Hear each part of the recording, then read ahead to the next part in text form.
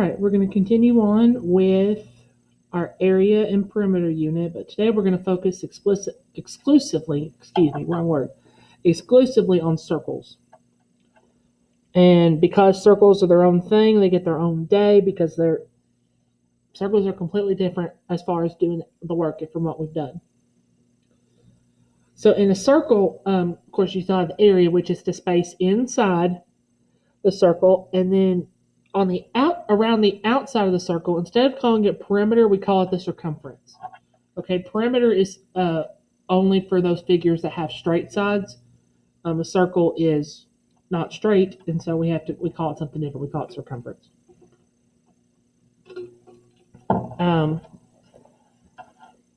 So we're going to look at first the area of a circle and a sector. So we'll talk about sectors also.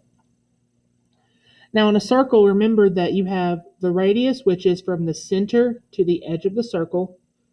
And that's what you need. You need to have the radius. Okay? Sometimes they'll give you the diameter, which is through the center all the way across. Okay? And we'll talk about what we do if we have the diameter. So if you know the radius, then the area is going to be the radius squared times pi. Pi is a constant number. It's a little more than 3, but it always shows up with circles. Almost probably every time you interact with a circle in geometry, you're going to have to use pi, especially when we talk about cylinders and cones later on and spheres. But anyway, every time we use a circle, we're going to have to use pi. So area is going to be radius squared times pi.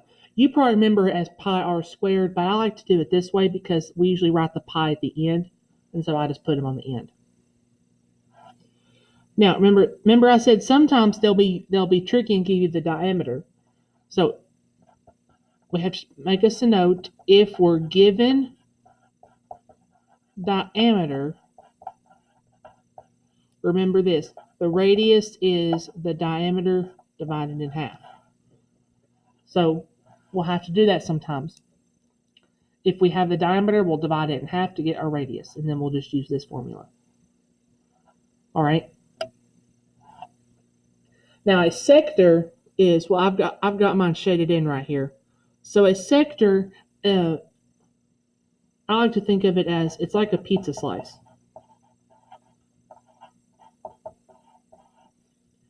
It's a piece of the area of the circle. So it is a fraction, and that's a key point. It's a fraction of the total area. And so we have to keep that fraction part in mind, okay?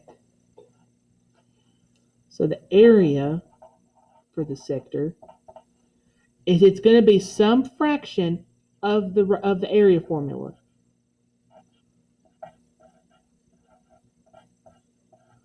So we're still going to use the area of a circle, but we're only going to take a fraction of it, or a portion of it.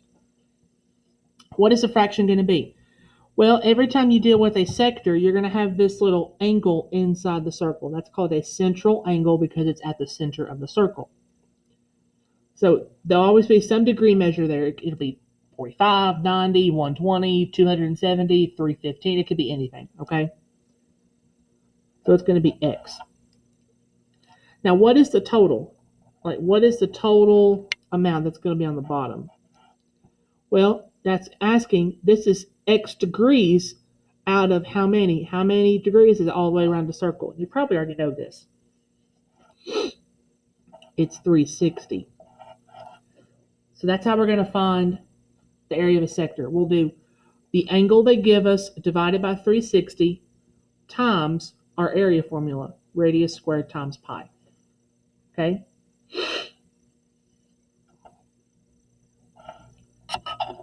So let's look at how to do these. So the first two, we're going to find the area of a circle. Now I've given you we're going to do two different ways of expressing our answer. One of them is going to be called leave it in terms of pi. Okay? So you always have to pay attention to directions. Terms of pi. And then this one says round to the nearest tenth. Okay, and there's a difference here, and it's because we have to work with pi. Anytime I work with pi, the directions could change a little bit. So, we'll do the area of a circle. So area is radius squared times pi. So first check, do we know the radius? Yes, we did, because they were nice and they gave it to us. So it's 7. 7 squared times pi. Now we have to fix this. So if your directions say leave it in terms of pi, so when you go to the calculator, you will essentially cover up the pi for a little bit, for a second. Anything that's there, you type in the calculator, figure out what the number is going to be. Okay, so in this instance, I'm going to do 7 squared, which when you type it into a calculator gets you 49. So 49. And then I'm going to put the pi right after it. Okay? So in terms of pi, what I tell myself is cover up pi, type everything else into the calculator, figure out what it's going to be, copy that number down, and then put my pi back. Okay? Basically, if it says in terms of pi, I need to see the pi in your answer. Okay? And because this is area, we're going to do our units. That would be miles squared.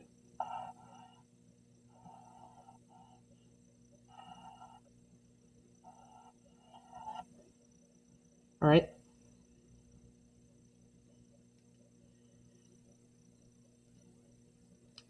This one says round to the nearest tenth, so we'll talk about that in a minute.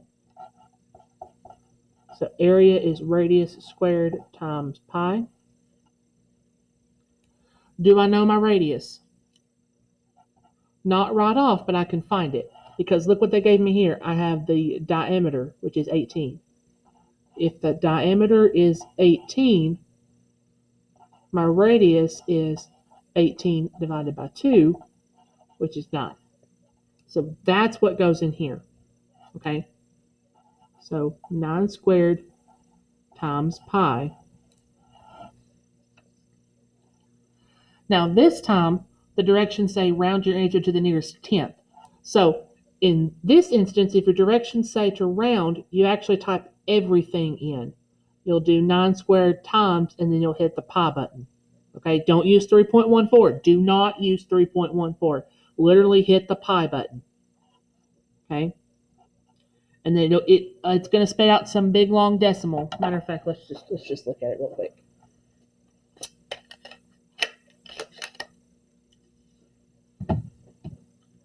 So 9 squared.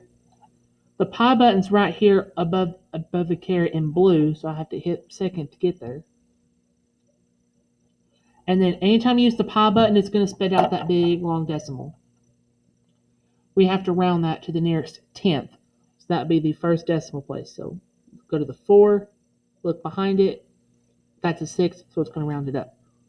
So this answer will be 254.5 centimeters squared.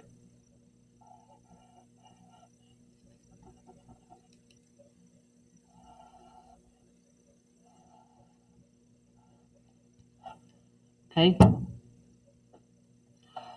And the reason I'm having you write the answer 2 different ways is I need you to be able to be flexible. Sometimes on a K-Prep test, ACT, whatever, they'll have you write your answer this way. Sometimes they'll have you write it this way.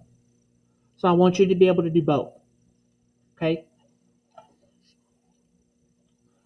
Now, next we're going to look at those sectors again. So now we have pizza slices, kind of, and we have to find those areas. So we're going to find the area of that entire section right in there.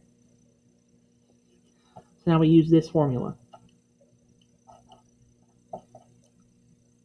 So x over 360, the x is the angle, remember. So see the 45 degrees inside? That's going to go in for x. 45 over 360 times my radius is 10. 10 squared times pi. Okay, now pay attention. This one says in terms of pi. So we're going to cover up the pi, and everything else gets plugged into the calculator to figure out what it's going to turn into. So we can use alpha y equal 45 over 360 times 10 squared. And so sometimes like this, you'll get a fraction, 25 over 2. And that's fine. That's supposed to happen, and that's what I want you to use. So this will be 25 over 2. And we still have to put the pi back, so we'll just put the pi on top.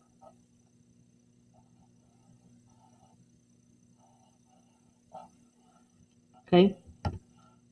You could also do it this way. Do 25 over 2 and then put the pi at the end. You could do it that way. This is more like what you're going to see. They'll put the pi on top with the 25. Oh, and I forgot my units. Look at that. Oh, hang on, let me erase that. This would be yards squared. Okay? And again, you could do it 25 over 2 pi. You could write it that way. Either way is acceptable with me. I don't care. All right. We have a bigger pizza slice this time. So this one's going to be 270 over 360, because 270 is my angle, times my radius is 13. 13 squared times pi. This one says round. I meant to change that hundredth. Instead of hundredth, round it to the 10th. So now we're going to type everybody in, including the pi. Okay, so type in the fraction, 270 over 360 times 13 squared times pi. And you're going to get a bigger number, and that's fine. 398 point, and we're rounding to the nearest 10th, so that would be 2. And then my units, feet squared.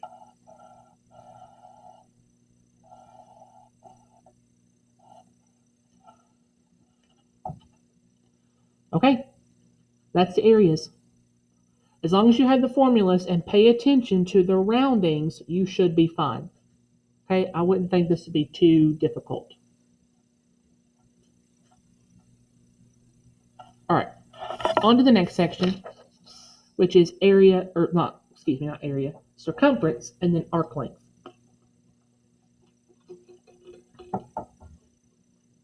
Okay, so again, we have the radius and the diameter. And remember, circumference is the distance all the way around. It's like if you broke the circle and you laid it out straight, how long would that be? That's what circumference is. It's sort of like perimeter, okay? So there's a formula. 2 times the radius times pi. Okay? You probably remember it as 2 pi r from middle school. And that's fine, but again, I want the pi at the end because every time we write our answers, that's where pi goes. It goes at the end. Or there's another option. Remember, if you double the radius, 2 different radii make the diameter. So you can also do d times pi. Diameter times pi. It just depends on what you're given. If you're given diameter, you're good to go. If you have the radius, you have to double it first and then times it by pi. Either way. All right? Now, arc length. An arc is the outer edge of the circle. So it is a piece of the circumference. If you're thinking of it in terms of pizza, this would be the pizza crust.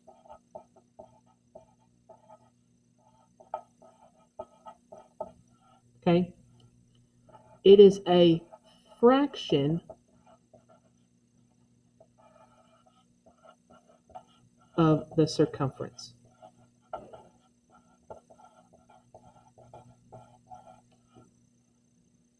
We'll call it AL for arc length. So again, we have this angle X in the center, so we're going to say X over 360 because it's 360 degrees all the way around. And then it's a fraction of the circumference. So this time we're going to say 2r times pi. Okay? It looks very similar to the sector, but instead of using the area formula here, you use the circumference formula. All right, but it's the same general idea. All right, let's work through these. And again, pay attention to what they want you to do. This one's terms of pi. This is the nearest, and this needs to be 10th. So let's change that to 10th. So pay attention to the rounding. Circumference is 2 times the radius times pi. I have my radius here is 12. So 2 times 12 times pi. I want in terms of pi, so that means I cover up the pi, and everything else I simplify. 2 times 12 is 24, and then put the pi. And then our units here would just be yards, okay? Because circumference is just like perimeter. It's one-dimensional. So it's just yards, feet, miles, inches, whatever it is, okay? Area is units squared. Okay? Round your answer to the nearest 10th. So this time they gave me the diameter, so I just do 20 pi. Okay? Diameter times pi, 20 times pi.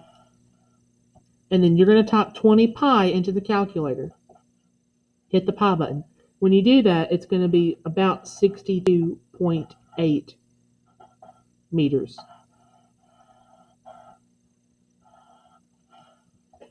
Okay.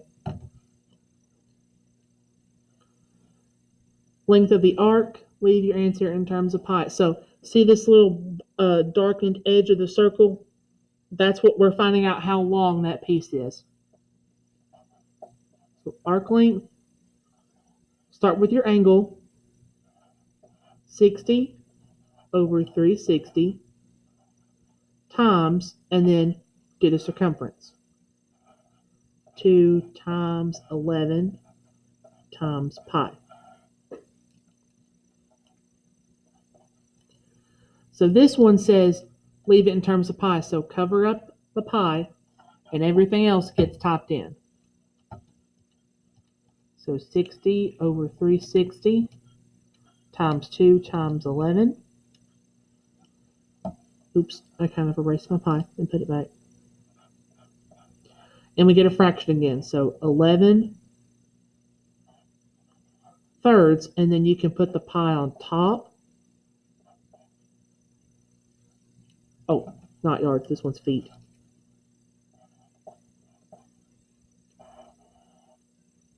So this is 11 pi over 3 feet. Or you can do 11 thirds and then put pi at the end. Either way is fine with me. All right, another arc length.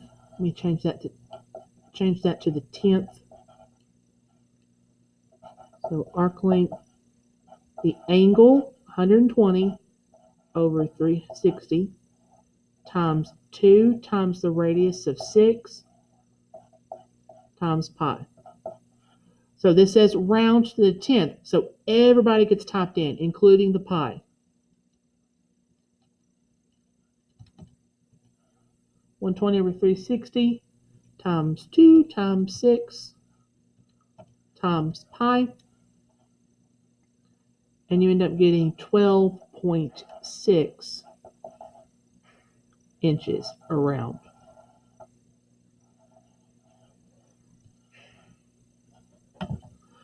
Okay, so that is circumference and arc length. I think you should be fine. Just keep track of the formulas and read the directions to figure out how they want you to express your answer. So either write it with a pi or without, and if it's without, you just type everybody in the calculator. Okay? And then make sure you do your assignment You have 2 days to do it because it's a little bit bigger. There's 36 problems. Because I want you to have plenty of exposure to all this. And as always, if you need questions, just let me know.